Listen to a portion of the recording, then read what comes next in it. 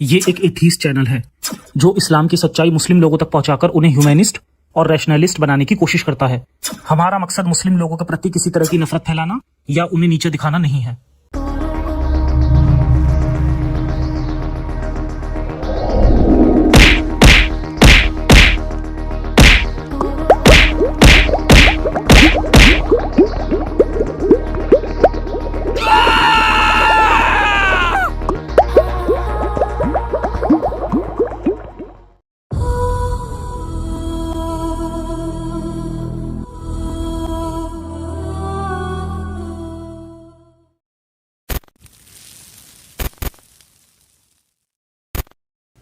जय हिंद, जय इंसानियत। मैं हूं जफर हेरेटिक, आपका दोस्त, आपका होस्ट। ये कमेंट रिप्लाई सीरीज का 7वां वीडियो है। इस सीरीज के लिए आप लोगों के प्यार को देखते हुए ये डिसाइड किया गया है कि इस सीरीज की वीडियो अपलोड ही की जाएंगी। आज का वीडियो बहुत इंटरटेनिंग होने वाला है, इसलिए वीडियो को आखिर तक देखें और शुरू करते हैं इंसानियत के नाम से। कुछ हफ्ते पहले मैंने एक कम्युनिटी पोस्ट में बताया था कि मेडिकल इमरजेंसी की वजह से मेरे वीडियो नहीं आ रहे। पोस्ट पढ़कर मोमिनों को लगा कि मैं बीमार हूं। कुछ मोमिन फुल फॉर्म में आ गए। कमेंट पढ़ते हैं। साफवान मलिक का कमेंट, तू मर जावे, आवे नहीं यहां वापस, जहन्नुम इंतजार कर रहा है तेरा। बहुत बोल लिया तूने, अब अल्लाह तुझे जहन्नुम में डाला। मुदस्सर गेमर का कमेंट, तौबा कर लो, अभी वक्त है। अबरार का कमेंट, अल्लाह का अजाब है तुम पे। ख्वाजा एसके का कमेंट, बहुत जल्दी आपको अल्लाह की तरफ से पनिशमेंट मिलेगी, इंशाअल्लाह, आमीन। इनका एक रिप्लाई भी है, मैं जिसके लिए दुआ किया आज तक वो सब पूरे हो चुके, ये भी होगा इंशाअल्लाह। अब्दुल रहमान का कमेंट, अल्लाह तुझे हलाक करे। तू जिस ज़बान से प्यारे नबी के लिए कैसी कैसी बात निकालता है, तुझे अल्लाह ऐसी बीमारी दे जिससे तू कभी बाहर ना आए, आमीन। सब मोमिन भाइयों आमीन कहो। अब्दुल रहमान के कमेंट में किसी मोमिन ने आमीन नहीं बोला तो मैंने ही आमीन बोल दिया। नूर बानो का कमेंट, मेडिकल इमरजेंसी नहीं, अल्लाह का अजाब है तुम पे। मोमिन भाइयों, मैं या मेरी फैमिली में कोई बीमार नहीं था। एक रिश्तेदार अस्पताल में दाखिल थे, उनकी देखभाल के लिए मुझे उनके पास रहना पड़ा। मेरा वो रिश्तेदार नमाज रोज़े करने वाला मुस्लिम है, उसे पता भी नहीं है कि मैं इस्लाम छोड़ चुका हूँ। मान लीजिए कि मैं बीमार या बहुत बीमार हो जाता हूँ, तब भी अल्लाह का अज़ाब कैसे हुआ? जब आपका या आपकी फैमिली में कोई बीमार होता है तो वो क्या होता है? हदीसें पढ़िए। आपके नबी कितने साल तक बिस्तर पे बीमार पड़े थे? उन्हें लगता था उनके गले की रग कट रही है। उनके बेटे बेटियां भी कम उम्र में बीमार होकर मर गए। उन पे किसका अजाब था? हर इंसान की किसी भी उम्र में मौत हो सकती है, दर्जनों तरीकों से मौत हो सकती है। अच्छे इंसान भी मरते हैं, बुरे भी मरते हैं। अच्छे इंसान बुरी मौत मर सकते हैं, बुरे इंसान भी अच्छी मौत मर सकते हैं। तो मोमिन भाइयों, कमेंट लिखने से पहले थोड़ा सा सोच लिया करो। बेहुदा कमेंट आपको बेहुदा साबित करते हैं। बीमारियां, हादसे, कुदरती आफतें किसी का ईमान या रिलीजन नहीं देखती। इतनी सी बात भी आपको समझ नहीं आती। जिनको मोमिन पसंद नहीं करते, उनका कुछ बुरा हो जाए तो उसे अल्लाह का अजाब बोलकर खुश हो जाते हैं। जब मोमिनों का बहुत बुरा होता है तो उसे अल्लाह की आजमाइश बोलते हैं। ऐसी बातों को दोगलापन कहते हैं। तुर्की और सीरिया में भूचाल से अब तक 51,000 से ज़्यादा मुस्लिमों की मौत हो चुकी है। 1,18,000 से ज़्यादा जख्मी हुए हैं। 24 लाख बेघर हो गए। 2 लाख बिल्डिंगें तबाह हो गई। यह अजाब है या आजमाइश है? अगर यह आजमाइश है तो आपका अल्लाह इबादत के लायक नहीं है। मैं इंसान की तरह सोचता हूं, इसीलिए मुझे किसी के जान माल के नुकसान का दुख होता है। लेकिन आप मुसलमान की तरह सोचते हैं। ये तबाही गैर मुस्लिम देशों में होती तो आप इसे अल्लाह का अजाब बोलकर खुश होते। मोमिन भाइयों, इंसानों की तरह सोचना शुरू कर दीजिए। लिजार्डो नाम से किसी बच्चे का कमेंट है, मैं कसम खाकर कहता हूं, मैं तुम्हें बड़ा होकर मार डालूंगा।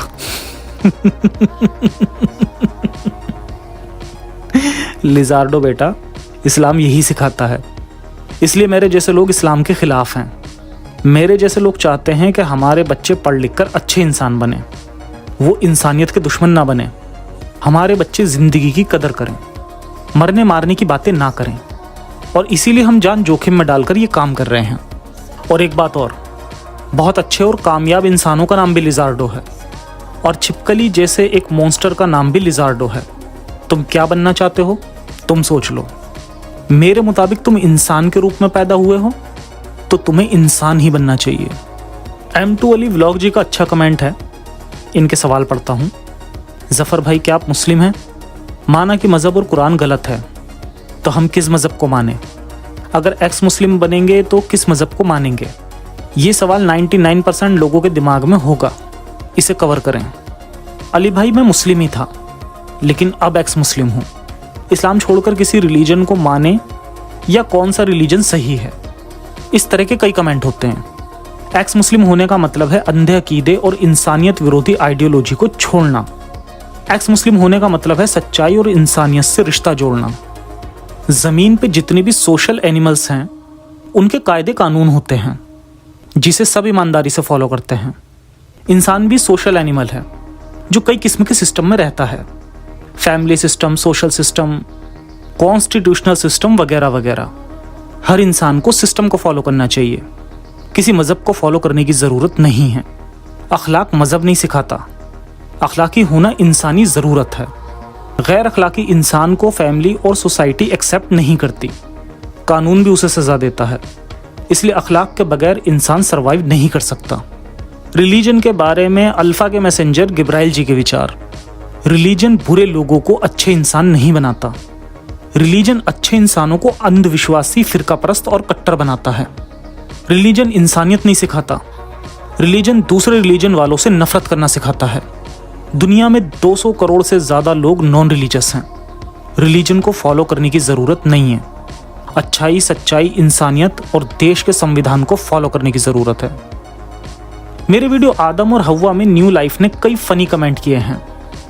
मोमिन अपनी आईडी का नाम कितना भी मॉडर्न या साइंटिफिक क्यों ना रख लें, बातें 1400 साल पुरानी ही लिखते हैं। इंसान मिट्टी से नहीं बना तो क्या प्लास्टिक से बना है?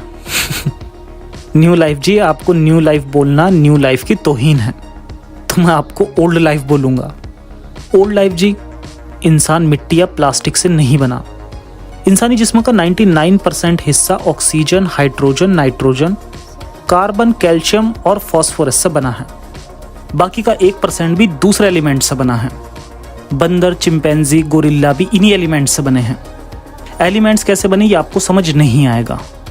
ओल्ड लाइफ का नेक्स्ट कमेंट, तेरे अब्बा सूरज को उगाते क्या, चांद को तेरे दादा निकालते।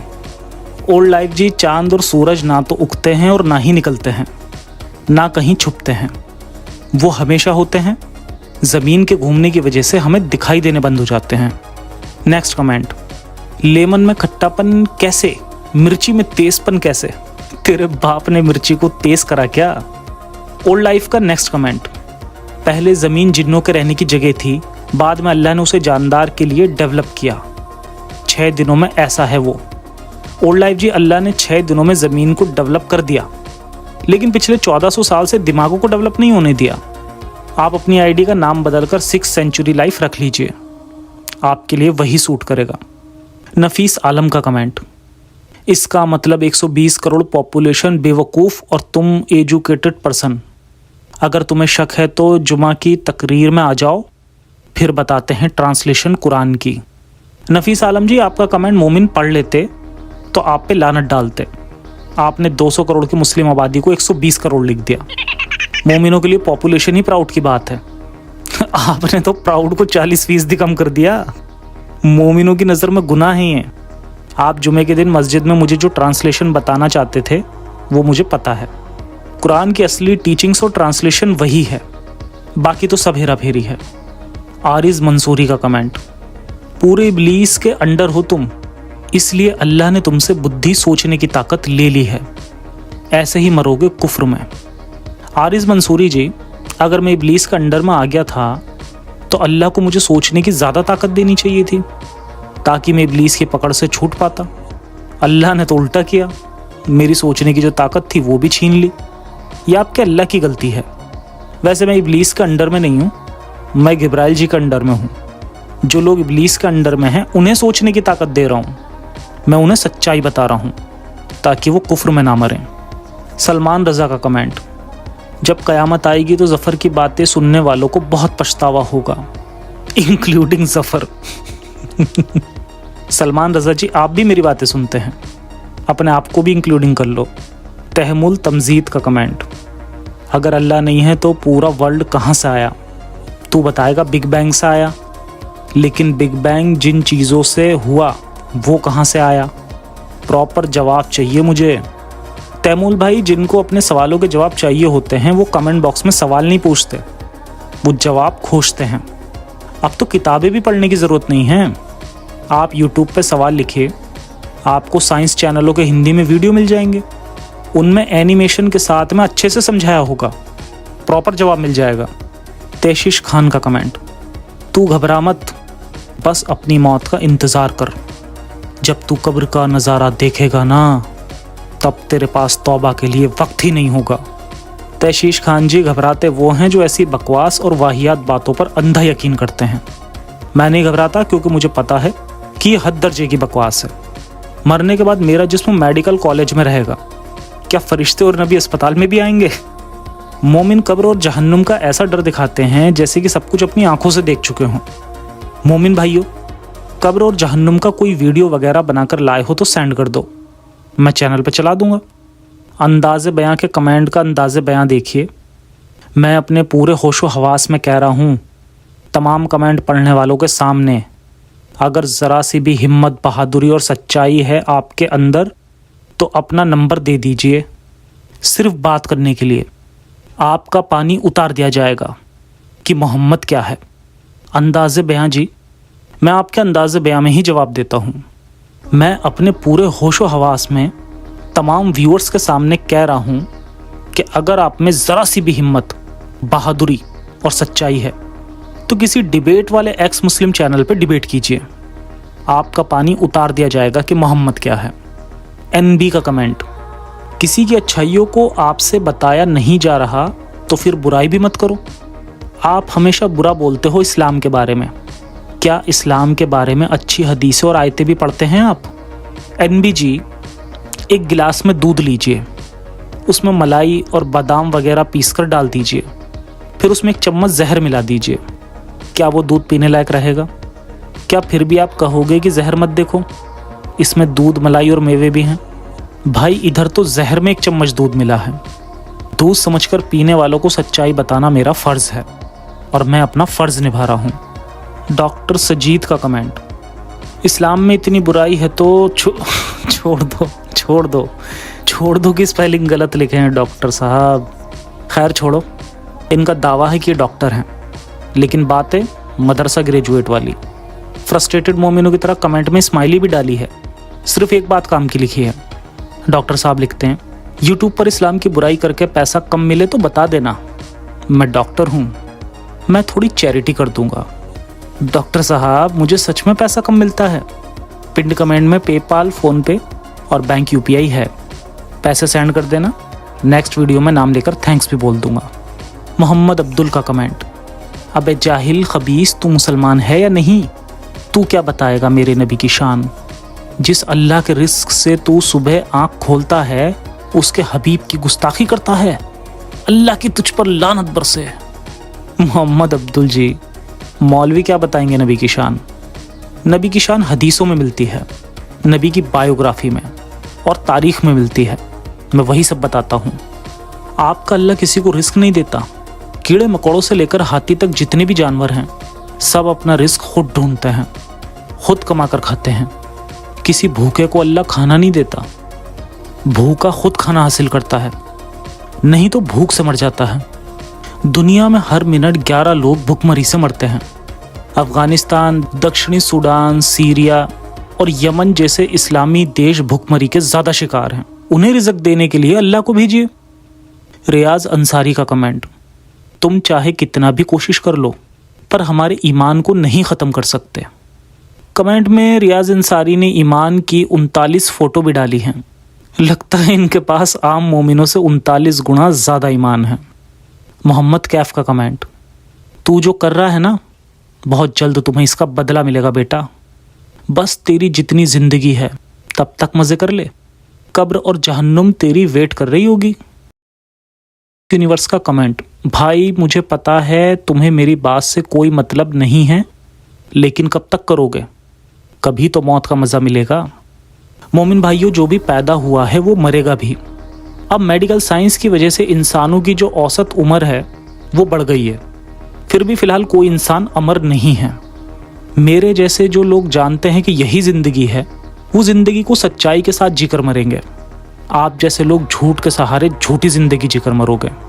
मेरे जैसे लोग सिर्फ ज़िंदगी के बारे में सोचते हैं। आप जैसे लोग सिर्फ मौत के बारे में सोचते हैं। मेरे जैसे लोग जानते हैं कि कोई अल्लाह नहीं है, इसलिए उसका डर भी नहीं है। आप सारी ज़िंदगी अल्लाह के खौफ में जीते हैं। मेरे जैसे लोग जानते हैं कि मौत के बाद कुछ नहीं होता, इसलिए मौत का डर भी नहीं है। आप जैसे लोग ज़िंदगी भर कब्र जहन्नुम के खौफ में ज़िंदगी को जहन्नुम बनाए रखते हैं। आप जैसे लोग तरस के लायक हैं। ड्रीम यूपीएससी अपनी फैमिली ज़ुबान मतलब गाली के साथ लिखते हैं, अबे जो आयतें मरने मारने का हुक्म देती हैं वो आयतें जंग के टाइम नाजिल हुई थी। इस्लाम हक लिखते हैं, तुम जंग के दौर की आयतें सुनाकर इस्लाम को बदनाम करते हो। कुरान पाक में 532 जैसी दर्जनों आयतें भी हैं जो इंसानियत सिखाती हैं, उनकी बात क्यों नहीं करते? इस्लाम सच्चा दीन है। मोमिन भाइयों, मेरे लिए पूरी कुरान ही 1400 साल पुराने दौर के लिए थी। नबी अल्लाह के नाम से अपने मसले हल करते थे। वैसे भी कुरान में कहीं नहीं लिखा कि कौन सी आयत किस समय के लिए है और किस दौर के लिए है। मोमिन कुरान को क़यामत तक हिदायत की किताब मानते हैं, मतलब कि हर आयत हिदायत है। टेररिस्ट ग्रुप जंग की आयतों के मुताबिक ही मरते मारते हैं। जब तक मोमिन कुरान को अल्लाह का कलाम समझेंगे तब तक प्रॉब्लम ख़त्म नहीं होगी। आपके मुताबिक अगर कुरान में अच्छी आयतें भी हैं तो सब मोमिन 532 की बात ही क्यों करते हैं? आज मैं आपको 532 की दिलचस्प कहानी सुनाता हूँ, गौर से सुनिए। ये कहानी 531 से शुरू होती है। आदम और हव्वा के एक बेटे ने अपनी बहन से शादी करने के चक्कर में दूसरे भाई को मार दिया। तब उसने भाई की लाश को ऐसे ही फेंक दिया। 531 आयत उसके बाद की है। अल्लाह कहता है, फिर अल्लाह ने कौवे को भेजा जो ज़मीन खोदने लगा ताकि उसे दिखाए कि वह अपने भाई की लाश को कैसे छुपाए। ये देखकर वो बोला, हाय अफसोस, क्या मैं इस कौवे जैसा भी नहीं हो सका कि अपने भाई की लाश छुपा देता। इस तरह वो बड़ा शर्मिंदा हुआ। इस आयत के बाद मोमिनों की फेवरेट आयत 532 है, जिसमें लिखा है, एक इंसान का कत्ल सारी इंसानियत का कत्ल। इस आयत की शुरुआत में लिखा है, हमने बनी इसराइल को लिख दिया था। मतलब कि इस आयत में जो कहा है वो बनी इसराइल को कह दिया था। मौलाना मौदूदी इस्लाम के बहुत बड़े स्कॉलर हैं। मौलाना तफसीर में लिखते हैं, अल्लाह ने अपने फरमान में एक इंसान नहीं बल्कि बनी इसराइल कहा था, जिसे बाइबल में बदल दिया गया। अब सोचिए कि जो अल्लाह एक यहूदी जान की इतनी कीमत समझता था, वही यहूदियों की जान का दुश्मन बन गया। खैर, ओल्ड टेस्टामेंट में बनी इज़राइल को किसी ने ऐसा कोई फरमान नहीं दिया था और उसमें ये कौवे की कहानी भी नहीं है। दरअसल ओल्ड टेस्टामेंट के बहुत बाद यहूदी रीति रिवाजों और कानूनों की बहुत सारी किताबें लिखी गईं, जिन्हें तलमूद कहा जाता है। उनमें मिशना नाम की किताबें भी हैं।